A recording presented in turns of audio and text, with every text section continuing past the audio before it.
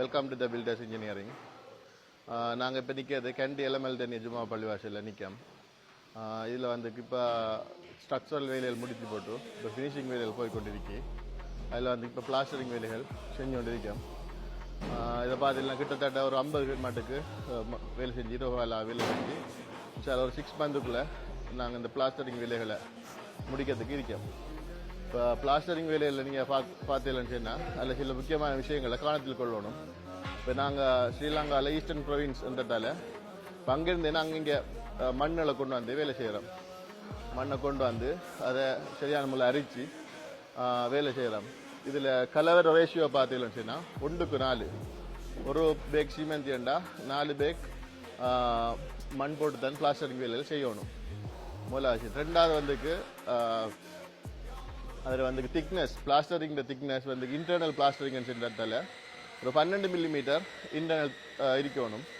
அடுத்த எக்ஸ்டர்னல்ண்டா ஒரு 15 மில்லிமீட்டர் வரையும் இருக்கலாம்.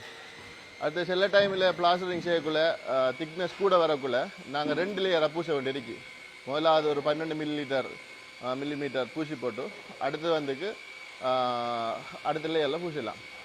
அடுத்து வந்துக்கு உங்களுக்கு தெரியும் இந்த கொலம்ஸ் அடுத்தது பிரிக் ஒர்க் எல்லாம் ஜாயின் பண்ணுற இடத்துல எல்லாம் நாங்கள் இது வச்சுருக்கோம் சிக்கன் நெட்டு போட்டு அதை வச்சு தான் நாங்கள் அடித்து பூசுகிறோம். அடுத்தது சொஃபிட் பிளேட்டை பொறுத்தளவில் வந்துக்கு அதுவும் ஒரு 12 மில்லிமீட்டர் திக்னஸில் பூசலாம். அடுத்தது அந்த மண்ணிற தன்மைக்கு ஏற்ற மாதிரி 1:4 என்ற ரேஷியோவிலிருந்து 1:6 வரையும் நாங்கள் பூசலாம். அடுத்தது இன்னும் ஒரு முக்கியமான விஷயம்தான் பிளாஸ்டரிங் செய்யக்குள்ள பிரிக்கை நல்லா க்யூரிங் தண்ணி அடித்து க்யூர் பண்ணணும். இல்லாட்டி வந்துக்கு பிளாஸ்டரிங்கில் இருக்க அந்த சிமெண்ட் இதை வந்துக்கு பிரிக் ஒப்சர்வ் பண்ணும் எடுக்கும். அதனால் தண்ணியை நல்லா அடித்து போட்டு தான் பூச வேண்டியிருக்கு.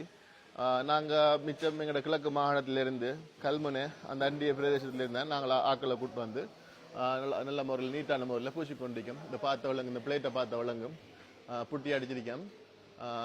இன்னும் வெட்டுப்பாட்டில் புட்டியை அழகான முறையில் நீட்டான முறையில் நாங்கள் பூசிக்கிருக்கோம். இந்த ஏரியா வந்துக்கு மிம்பர் ஏரியா. அந்த மிம்பர் ஏரியா நாங்கள் இந்த வளைவான ஏரியாவில் நாங்கள் என்ன பூசிக்கொண்டிருக்கோம். இது போன்று உங்களுடைய கட்டிடங்களுக்கும் நீங்கள் பிளாஸ்டரிங் செய்யணும், அடுத்தது கன்ஸ்ட்ரக்ஷன் செய்யணும்னு சொன்னால் த பில்டர்ஸ் இங்கே தொடர்பு கொள்ளுங்க. எங்களோட தொலைபேசி இலக்கம் 077 442 442. நாங்கள் வந்து எங்களோட லொக்கேஷன் வந்து மருதமனை. நீங்கள் வாட்ஸ்அப் மூலமாக கண்டெக்ட் பண்ணலாம்.